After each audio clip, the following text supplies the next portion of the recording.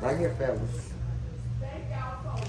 Hey, what's up, y'all? It's your boy, the Petty Poet, and this is Lazare, aka Gotti, and we are sitting here with the award-winning Robert Craighead. Well, hi, how are you? We're here representing Duval Connect and my show, No More Closets, and we just had a couple questions for you. Sure. All right, so we're going to kick it off. Yes, sir. So I was just curious on the upcoming actor stuff, and I've also been watching that you just started recently doing writing short films, and you had one that came out. I'm just interested in what got you into that writing, and what inspired you, and what's your upcoming plans for the future with your short. Yeah, I wanted to start into producing and creating my own stuff. Not necessarily, not necessarily writing. I haven't actually produced anything that I've written, but I've produced a few other projects that I've acted in, and I have a new movie that I'm in post-production right now called Lucy's Last Song. That I think it's going to be fantastic, and it's with original music and actors I play on the show, and I think it should be finished, I would say, sometime in early January. Wow, that's great. And so, sorry. And so, when it comes to your writing, I lost my train of thought. That's quite all right. Well, I have written a few projects. I wrote a feature film called. Now you made me lose my train of thought. Yeah, because I was seeing online that you had something that was at a festival recently that came out. When I was reading it, I got it. Are you talking about Amazing Grace, or are you talking about? Painted Woman? Yeah. Oh, okay. Well, that was not my project, but I was an actor. I was hired to act in it. Played the bad Can you tell guy. us about that? Yeah, it was an amazing movie, written and directed by James Cotton, and it's a Western, turn of the century. It's about a young woman who is trying to overcome problems that a woman wouldn't face at the turn of the century.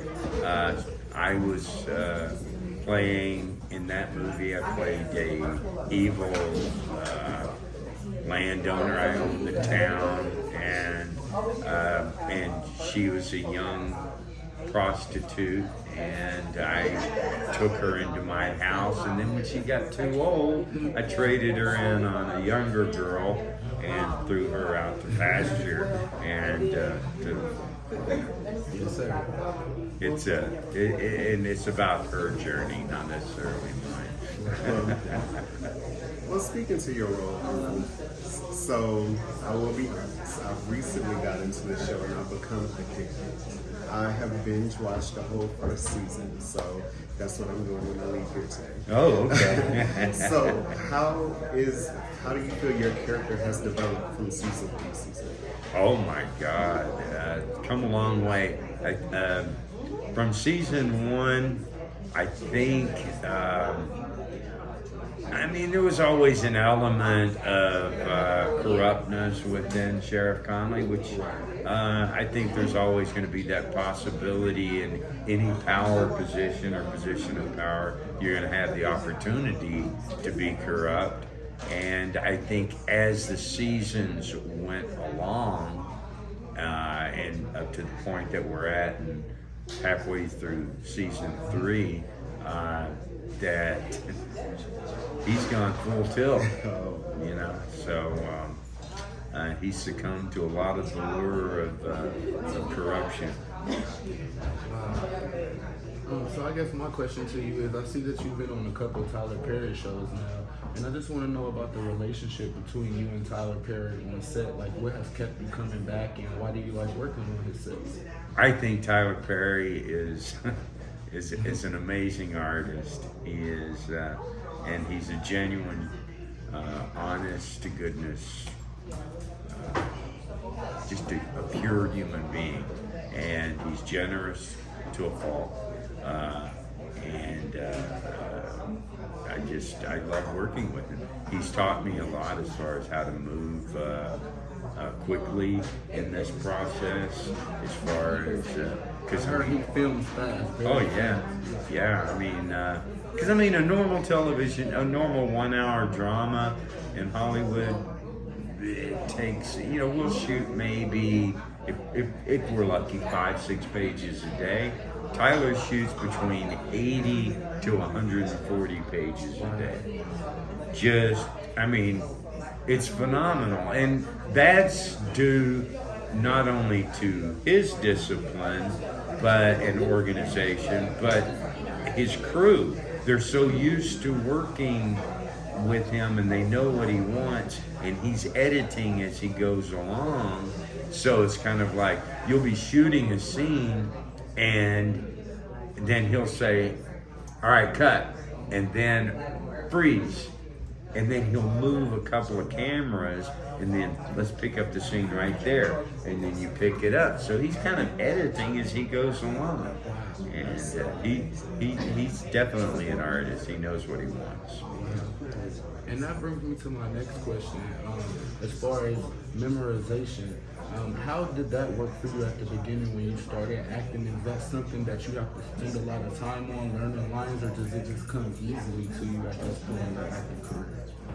Well, I think the secret to, memorization, as you said, I don't like to say memorizing lines, but it's more like enveloping them. The closer you are and the closer connection you make to the character, the more capable you are to. The lines are just going to come more naturally. And I guess when you're learning the lines, are you also learning like the other person's lines that's in the scene with you as well, just to kind of mesh more with that scene? Or how you have to know. You have to know what's being, what scene's happening, what's going on.